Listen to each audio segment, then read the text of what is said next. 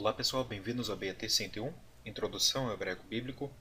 Essa é a quinta aula da unidade 14 e a última aula da mesma unidade. E o que nós veremos nessa aula é que muitas vezes no hebraico as conjugações perfeitas e imperfeitas serão prefixadas pela conjunção vav. Tá bom? Não confundam então essas duas palavras que serão chaves nessa aula, a palavra conjunção vav, né? No português nós temos várias conjunções e, mas, porém e várias outras assim. Essas são conjunções, elas juntam partes diferentes ou orações diferentes.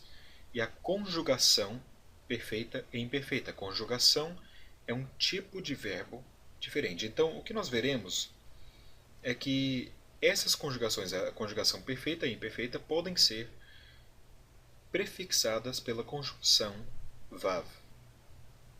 Mas antes de começar nisso, vamos fazer uma revisão das conjugações. Primeiro, a conjugação perfeita nós sabemos que mostra uma ação completa. Normalmente a conjugação perfeita será traduzida ao português no passado, no pretérito, tá bom? A conjugação imperfeita no hebraico mostra então uma ação incompleta e também normalmente será traduzida não no presente, mas no futuro, tá bom? Agora, vamos aprender então o que é chamado de imperfeito consecutivo no hebraico. O imperfeito consecutivo tem uma certa forma, e o que eu vou mostrar para vocês então é essa forma, é a forma do imperfeito consecutivo. O imperfeito consecutivo também é chamado de imperfeito relativo. Basicamente, a forma do imperfeito consecutivo é um vav mais um patar e um dagesh, que são unidos então ou prefixados ao verbo imperfeito. Como que isso acontece? Eu vou mostrar aqui a tabela para vocês. Nós já conhecemos, vocês não precisam aprender um novo paradigma.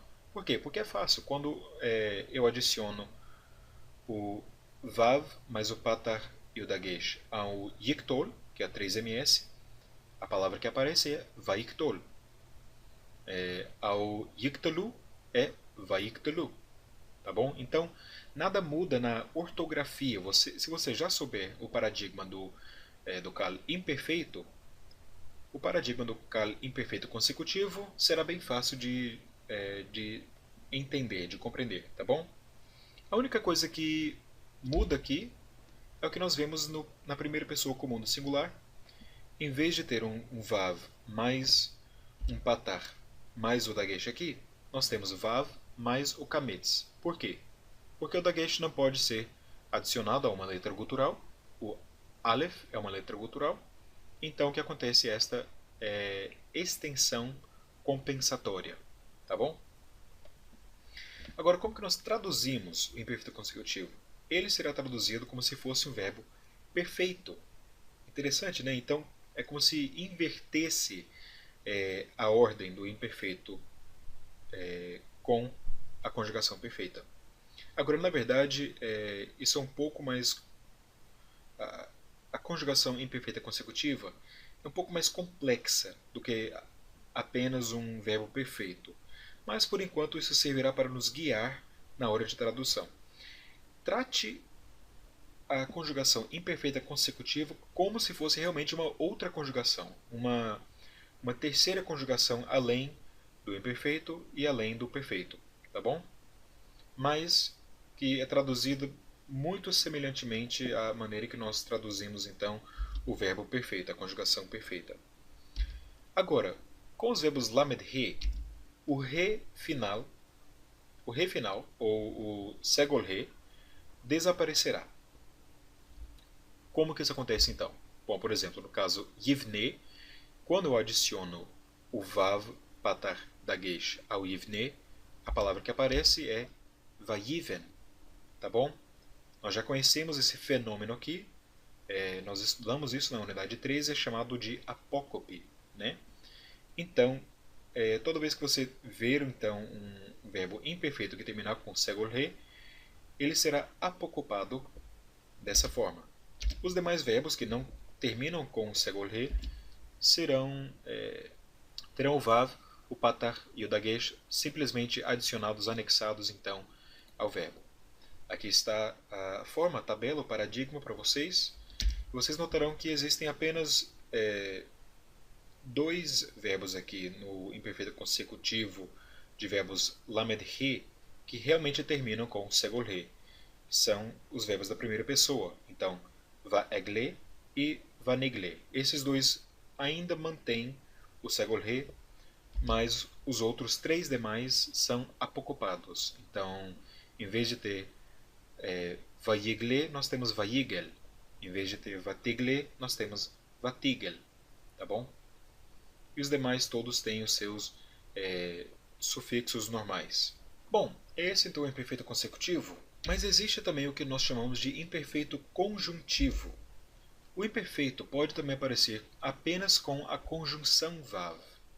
Quando nós temos então essa conjunção, nós chamamos esse tipo de imperfeito o imperfeito conjuntivo. Por quê? Porque ele é traduzido como se fosse o verbo imperfeito mais a conjunção e. Simplesmente dessa forma. Então, nós não temos o patar, não temos o dagesh, e basicamente isso é uma forma de dizer, de mostrar sequência. Agora, então, como que eu vou distinguir o imperfeito consecutivo e o imperfeito conjuntivo? Vamos ver alguns exemplos aqui e vamos ver como que eles são, como que eles aparecerão no texto em hebraico e como que nós vamos traduzir esses verbos. Bom, aqui está Gênesis 10, versículo 11, ou uma parte desse versículo. Min haaretz hahi yatsa Ashur vayiven et Ninve. Bom, min é o que? De. Haaretz é o que? Da terra, né? Então, da terra, hahi. Hahi é o que? O pronome demonstrativo, longe, ou o pronome demonstrativo de distância. Então, daquela terra, Yatzá. Yatzá, nós já conhecemos esse verbo, significa ele sai, né? Ashur. Ashur significa Síria, então daquela terra ele saiu para a Síria. Normalmente nós teríamos aqui uma preposição, né, dizendo para, mas nesse caso não temos, simplesmente traduzimos o texto como daquela terra ele saiu à Assíria. Vayiven, nós já conhecemos o verbo baná, né? Baná significa construir. E notem aqui que Vayiven então está no imperfeito consecutivo e não conjuntivo. Por quê? Bom, primeiro porque tem um patar, segundo porque tem um dagesh, tá bom? E é claro, o vav aqui. Mas o patar e o dagesh vão distinguir o imperfeito consecutivo do imperfeito conjuntivo, que não tem nem um patar, nem um dagesh, tem apenas o vav mais o shevá, tá bom? Então, se é um imperfeito consecutivo, o vav consecutivo aqui, nós vamos traduzir isso como se fosse um verbo perfeito. Então, como que nós traduzimos isso? Daquela terra, ele saiu à Síria e construiu Nínive. Em vez de dizer e construirá, que seria como nós traduziríamos o imperfeito conjuntivo, nós traduzimos isso como a conjunção e mais um verbo perfeito. E ele construiu no passado. Foi uma ação completa, tá bom? Agora, o Salmo 37, versículo 29, tem essa frase aqui. Diz assim, Tzadikim, então os justos, Yoroshu, não reparem essa forma estranha aqui, o verbo que começa com um Yod, chamado também de P-Yod, é um verbo fraco, mas basicamente vocês só precisam saber que esse verbo é um verbo kal imperfeito, terceira pessoa masculina do plural. Então, os justos herdarão, né? Yarash é herdar. Os justos herdarão a terra, tá bom? V'yishkanu. Então, v'yishkanu é um imperfeito conjuntivo.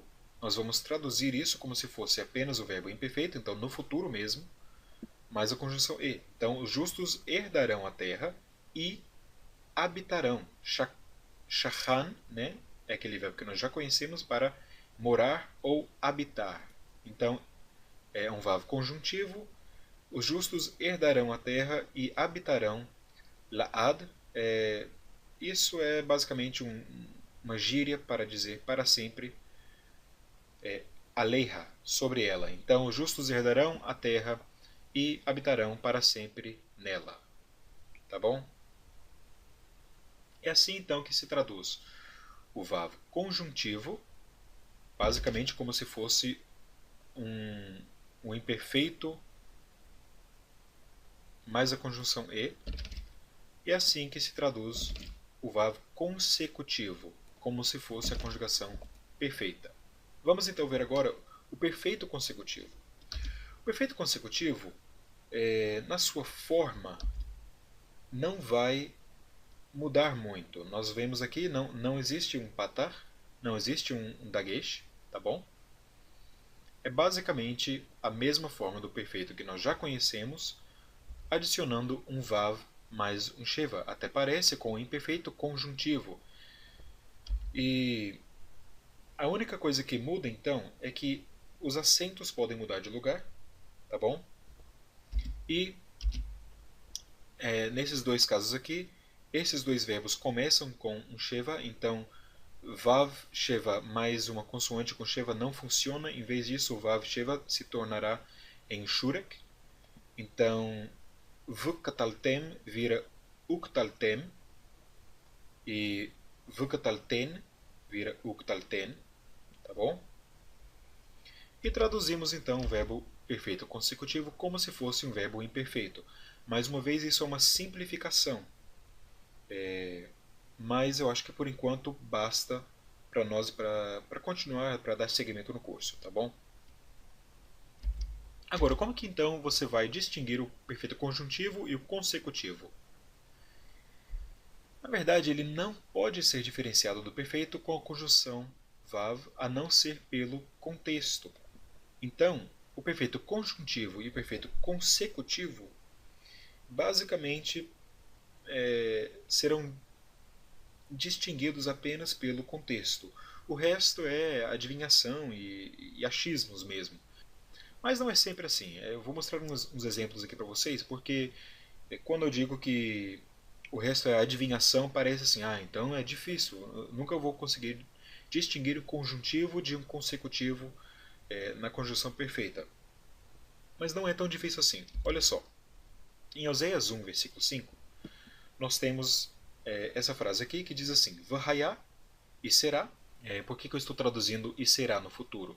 Bom, porque eu acho, e você vai ver por quê, eu acho que isso aqui é um perfeito consecutivo e não um perfeito conjuntivo, tá bom? Então, e será naquele dia, Bayom Hahu, Bayom é no dia, né? Hahu, aquele. Seria difícil dizer e foi naquele dia, nesse caso aqui. Por quê? Porque eu já sei que isso aqui é uma profecia, eu sei que aquele dia no hebraico é um dia futuro, né? Você verá essa fórmula aparecendo em vários profetas, menores e maiores, no hebraico, aquele dia. Aquele dia é o quê? É o dia do Senhor, né? Então, e será naquele dia, Vushavalti, que eu quebrarei, et keshet Yisrael. Então, que eu quebrarei o quê? O arco keshet é arco, o arco de Israel. Então, nesse caso, é um vav consecutivo. Como que eu sei que essa tradução aqui de Vushavalti e Vahaya são ações futuras ou ações consecutivas e não conjuntivas? Basicamente por causa dessa frase aqui, Bayom Hahu, aquele dia. A alternativa seria traduzir isso da seguinte forma: E foi naquele dia que eu quebrei o arco de Israel. Agora, se nós olhamos no contexto de Oséias 1, não existe nenhuma menção a um dia passado. Existe apenas uma menção de um dia futuro no qual Deus quebrará esse arco de Israel, no vale de Jezreel, tá bom? Então, nesse caso, por causa do contexto, eu vou traduzir esse vav aqui como um vav consecutivo, ou esse perfeito como um perfeito consecutivo e não conjuntivo. Agora, em Jeremias 22, versículo 15, eu tenho uma outra frase. A frase aparece assim: Avicha. Avicha é o quê? Teu pai, né? Hallo. Agora, lo, eu já conheço, significa não. Ha é aquela partícula interrogativa. Então, teu pai não come ahal, bushatá, e bebe.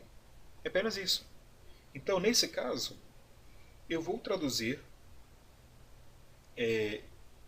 esse verbo aqui como um perfeito normal, né?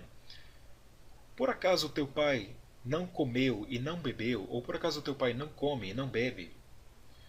Por que eu vou traduzir dessa forma? Bom, porque aqui eu tenho um perfeito e aqui eu tenho um vav mais um perfeito. Como que eu vou saber que esse vav mais o perfeito aqui é conjuntivo? Bom, porque comer e beber normalmente são ações que ocorrem juntas, é uma ação conjunta, né? Então, por causa disso, eu vou traduzir chatá da mesma forma que eu traduzi ahal. Se eu traduzir ahal como ele come, presente, ou ele comeu, no passado, eu vou traduzir também chatá da mesma forma, ou no presente ou no passado. O contexto realmente será chave na hora da tradução, e isso vale para muitas coisas na língua hebraica. Mas isso não quer dizer que a tradução será impossível porque é apenas contextual. Não, eu acho que na verdade, mesmo para aquele que ainda está aprendendo a língua, vocês e até eu, é fácil distinguir essas coisas diferentes através do contexto, basicamente porque o contexto realmente é claro em qualquer língua. As línguas tentam ser claras, né? Porque pela língua você está tentando comunicar alguma coisa. Se houver muita ambiguidade, você não poderá comunicar nada. Então, nesse caso, realmente, o contexto sempre te dirá se é um perfeito conjuntivo ou um perfeito consecutivo, mesmo que a forma dos dois é a forma igual. Bom, pessoal, por enquanto é só isso. Na unidade 15 nós vamos aprender um outro tipo de verbo fraco e vamos finalmente terminar o tronco kal e veremos então os particípios. Tá bom? Até a próxima unidade então. Shalom.